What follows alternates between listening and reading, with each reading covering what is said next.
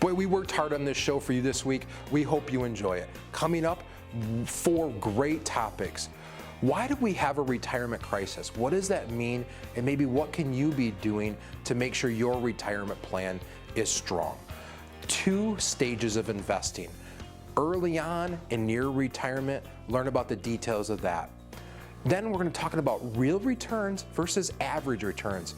How can they be different, and what does that mean for long-term viability? And finally, to wrap up the show, what do I need to do to retire? I want to lay out different aspects, whether you're 20 or 80 years old, the things to consider when you're building that plan to shoot for. Retiring Well, brought to you by Centennial Wealth Advisory, financial advisors specializing in retirement planning and serving all of Northern Michigan.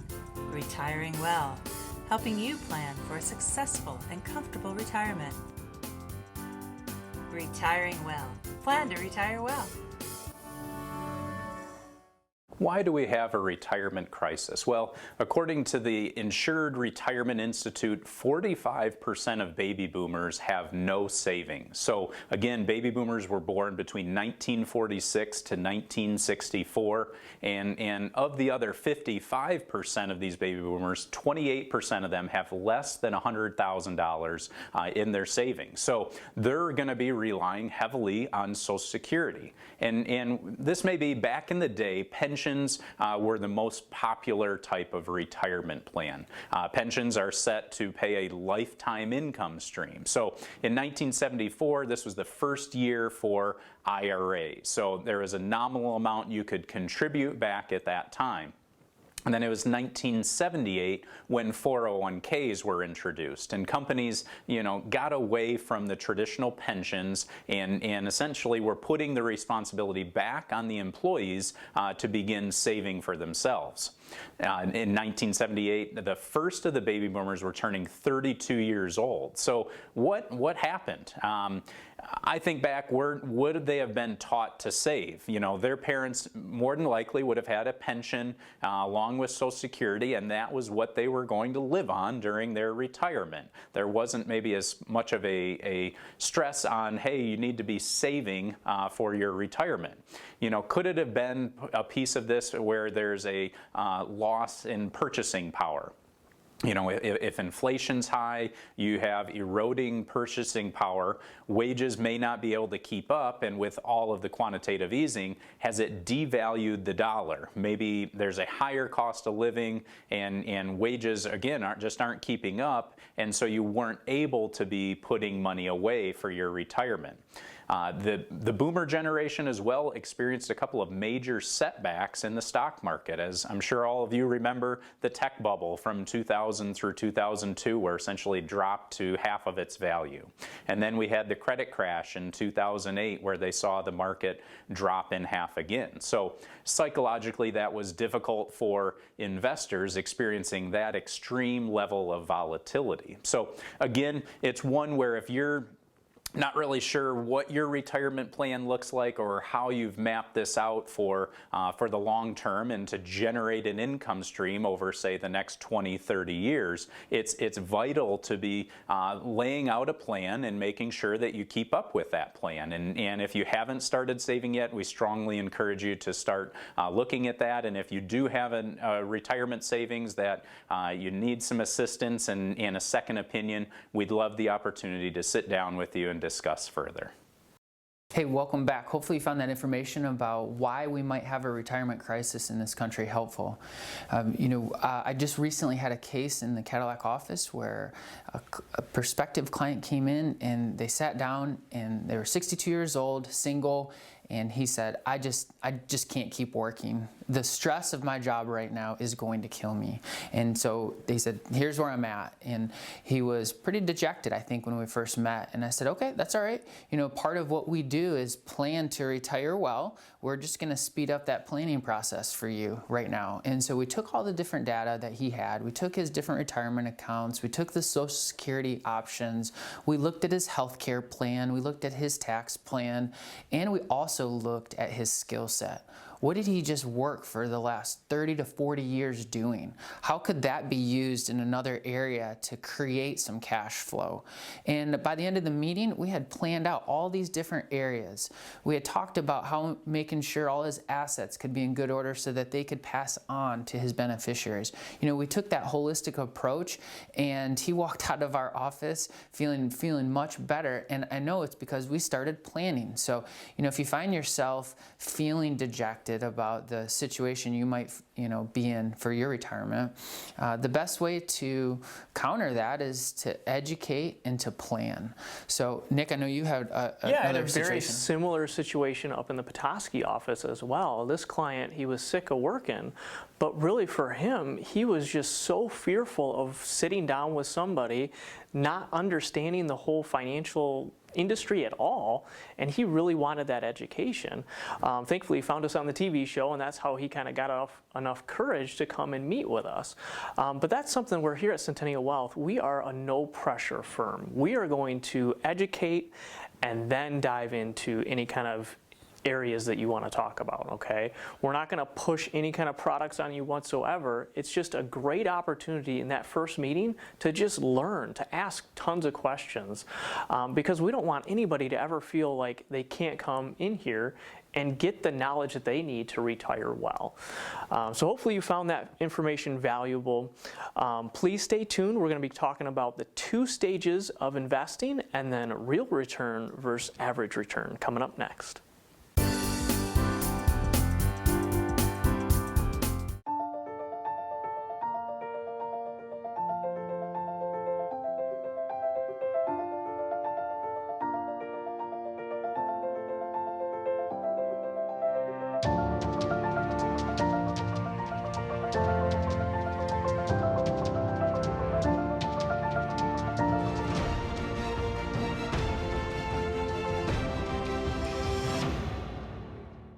One consistent thing in our working years, taxes. In retirement, guess what? They follow you. Taxes are going to be there in retirement. It's important to have a holistic approach that tackles this and has a plan for this. In your early years, you're in the growth and accumulation phase. You're deferring taxes in most cases, and guess what? In retirement, you turn into a distribution phase, turning that into a paycheck, and now we have to worry about taxes. Our holistic retirement planning approach includes tax planning and implementing tax reduction strategies to minimize your liability and increase your cash flow. We are well versed with ever-changing tax laws and sources of tax-free retirement. Where you put your money matters, and the earlier you take these steps to change, the better. Here at Centennial Wealth, it's important to us to not only consider your investment plan, but have a holistic approach across the board with all of your assets. Take advantage of this opportunity now while you still can. We here in our Northern Michigan offices want to sit down with you with a complimentary, no obligations visit to review your whole plan and take a deep dive into that tax plan so you can be assured that you have a solid foundation not only for today, but for the next 20 to 30 years of your retirement.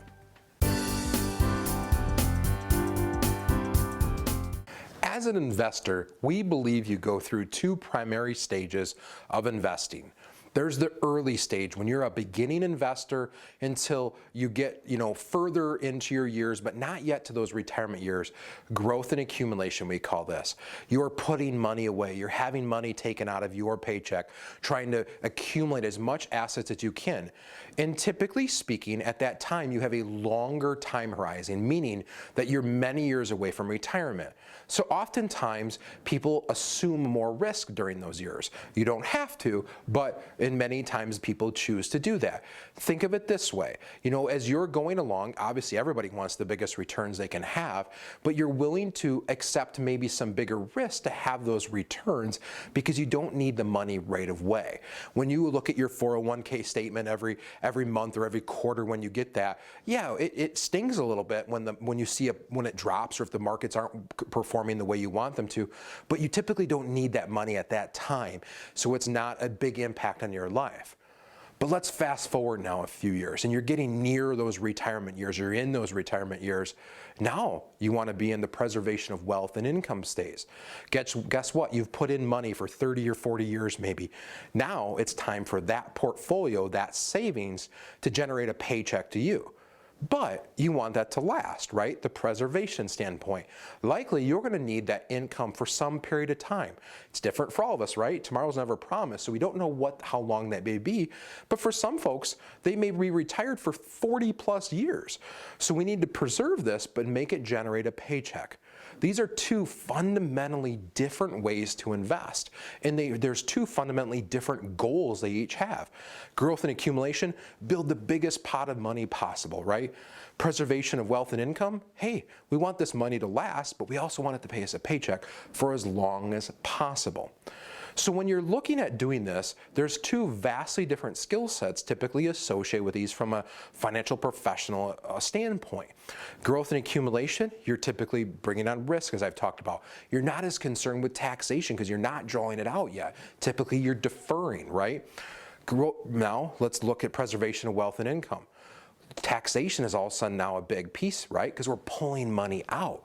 What if that's taxable at that time? How is it affecting other means and resources? So folks, as you're thinking about this, whether you're 20 or 30 years old and you're just getting started, or you're entering those retirement years or thinking about that, consider those different concepts and how that may be appropriate to you and how it affects you. It should be referenced in your overall financial plan or retirement plan so you understand when or where that transition takes place and the other pieces associated with that so you can make sure things are going to be doing well for you over time. If you'd like to talk more about this and talk about how that preservation of income may be set up appropriately for you, give us a call. We'd love to talk through that. In today's day and age, with a longer lifespan, you're more likely to encounter both good and bad market performance.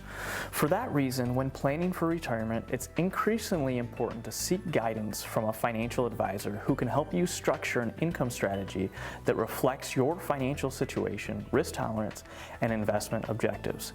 You don't want just any advice, but objective financial advice. With so much at stake, it's important that you feel you can trust a financial advisor to consider a wide variety of possible solutions, including both investment and insurance products.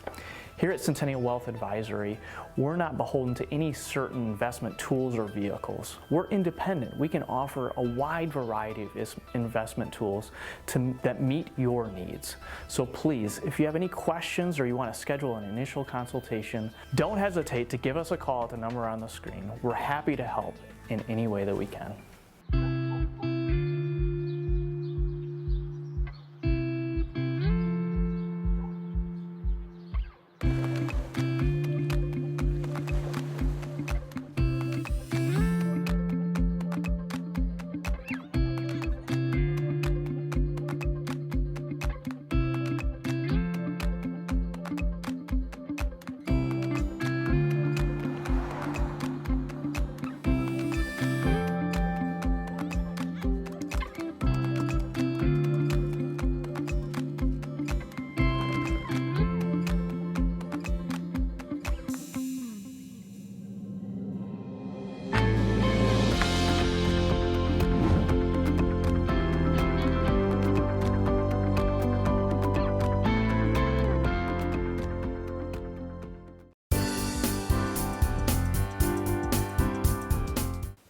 Let's talk about real return versus average return and how big of a difference they could be. So we'll use an example to illustrate this. So let's pretend at first that you have an investment that lost 50% the first year, then it made 50% the next year, lost 50% the third year, and then grew 50% in the fourth year. So definitely a volatile investment, but it helps illustrate the following. So if you total those figures, you're going to see that the average return equals 0%. But let's use some real figures now and assume you started with $100,000. So after losing 50%, you're down to $50,000. And then you make 50% in year two, so you've grown to $75,000.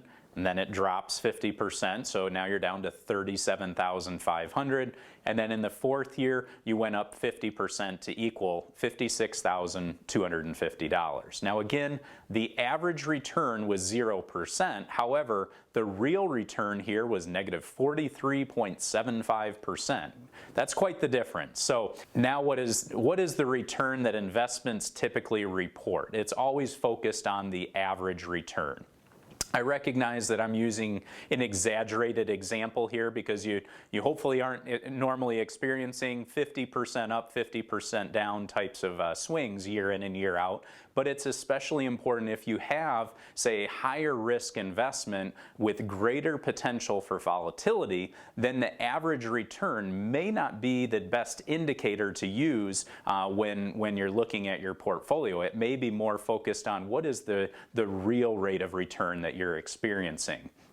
So what's interesting here at Centennial Wealth Advisory is that we have the tools to be able to dive behind what your investments are and look back and see, how would they have performed, say, during the 2008 credit crash, and determine for you, is that the level of volatility and the level of risk that you're comfortable with for your retirement savings. Think of it this way. If you're using that money upon retirement to generate an income stream, what may have been a reasonable withdrawal rate of, say, 5%, if your money drops in half, now all of a sudden, okay, now you're drawing out at a 10% withdrawal rate, which would make me feel pretty uncomfortable. I'm sure it would for you as well. So that's where volatility and reducing that risk exposure when it comes time to generating an income stream may be something you want to be considering. So if that's valuable to you and you'd like to have a second opinion about your overall portfolio, we encourage you to give us a call. Lots of great information there again in that segment on the 2 stages of investing. When I think of that, I'm in a different stage of investing than most of our clients are, right? Because I'm young, I have time on my side, so I'm in that growth and accumulation phase. And what happens a lot in the Gaylord office is I have clients come in and they've been in that growth and accumulation stage for pretty much their entire life. It's hard for them to realize and to get into that new mindset where in retirement they go from the growth and accumulation phase to the preservation and income phase. Because remember, retirement is essentially like 30 to 40 years of unemployment. You need this money to generate a paycheck for you in retirement. So you need to preserve it and generate that income stream. Whereas me, I got time on my side, I just need to grow it and accumulate it as much as possible until I retire.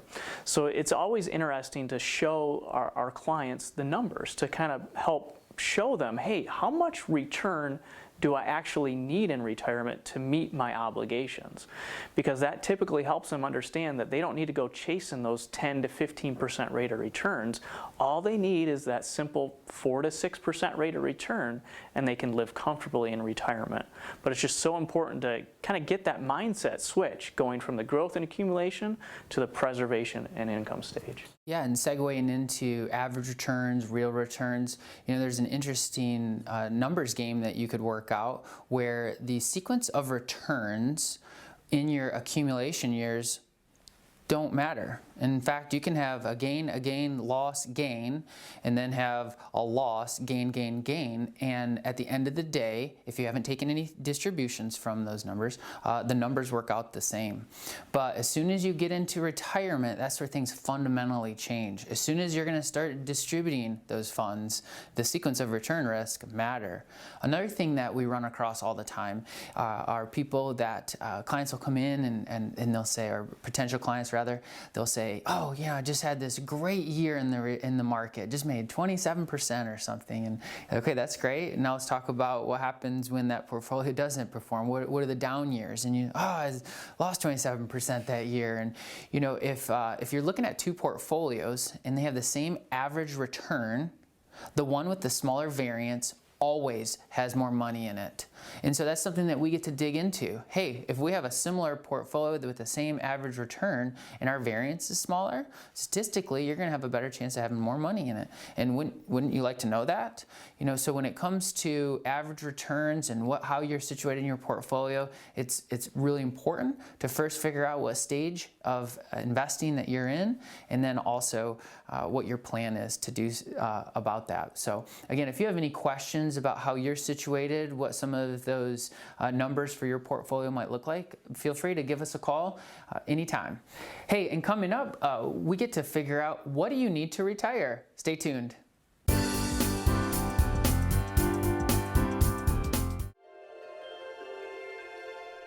Living life isn't always easy.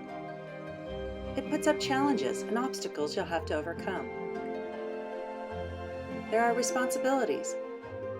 You put in effort to provide and take care of your family, to save and invest, to balance work and life. Planning is the first step to succeeding. Plan to retire well. You can have a portfolio, or you can have a plan. You can play it safely, or you can safely plan. You can guess when to take Social Security, or you can make your decision based on detailed analysis. You can hope your savings will last your entire retirement, or you can take action and know. You can let life happen to you, or you can take control. You can go it alone, or you can have an experienced guide ready to walk with you every step of the way. We are Centennial Wealth Advisory, financial planners serving all of Northern Michigan, offices in Gaylord, Petoskey, Traverse City, and Cadillac. Simply call the number on your screen for a complimentary initial consultation and let us help you plan to retire well.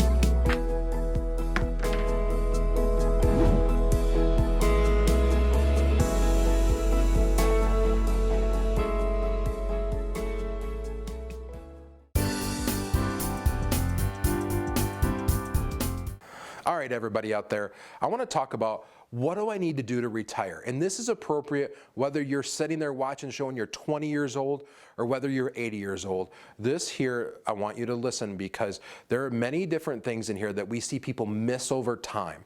So first, I want to start off with this quote that I think is very prudent with this, and it's quite meaningful to me too as well.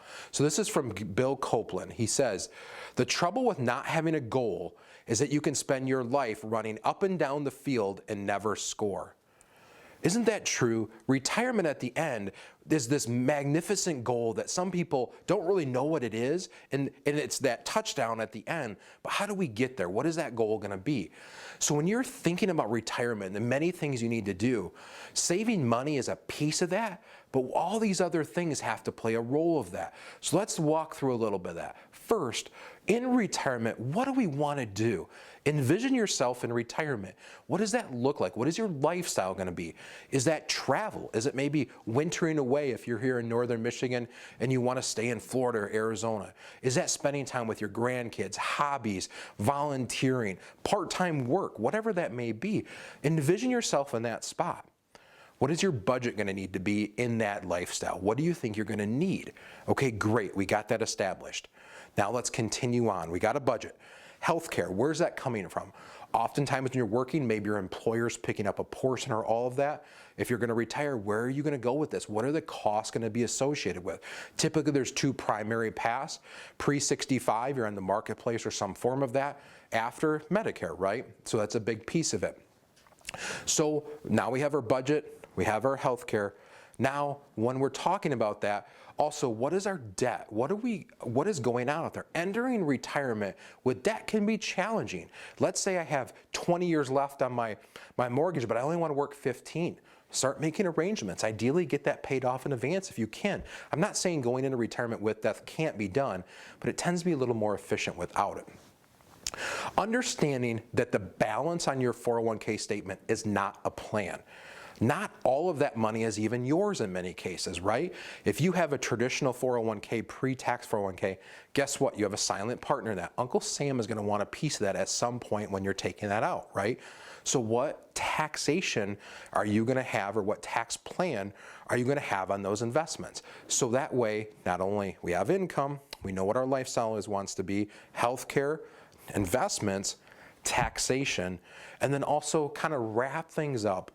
What happens when we're gone? How do we want to leave things to our family so that they don't have struggles or don't have challenges in probate courts and such like that? So making sure things are wrapped up in a really great manner to leave your loved ones in a good place behind.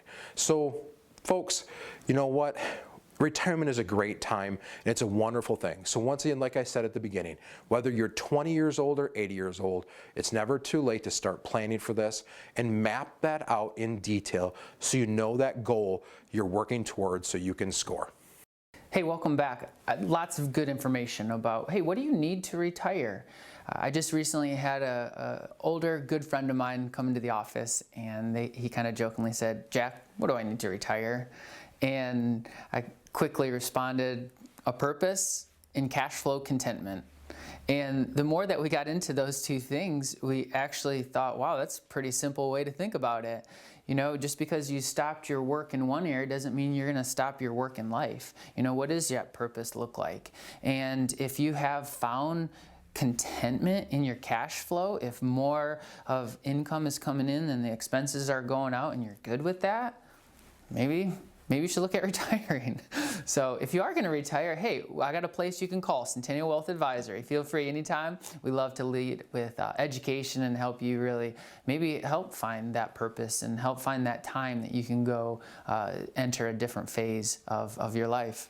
Yeah, I mean, here when we're working and dealing with retirees, it's just so much fun to learn and get to know what your purpose really is. I mean, we've had clients in the past where they come in the office and they know exactly what they want to do in retirement. Maybe it's travel the world or spend 3 months down in Florida during the wintertime or whatever it may be. But that's kind of one of the joys of working here at Centennial Wealth is we get to hear your story and get to develop those plans to help make your story a reality, okay?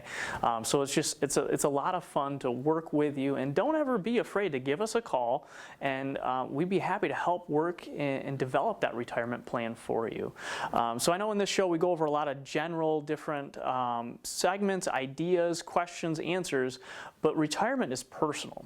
So please don't hesitate to reach out, give us a call on the number on the screen, and we'd be happy to set up a no obligation, free consultation to kind of help you plan to retire well. Also, don't forget, you can find all these episodes that we've ever shot for the last 10 years right on YouTube. You just type in Retiring Well on that search bar, and there's tons of great information out there just in case you missed one of our shows. All right, well, you guys have a great week, and we'll see you right back here, same station, same time, next week.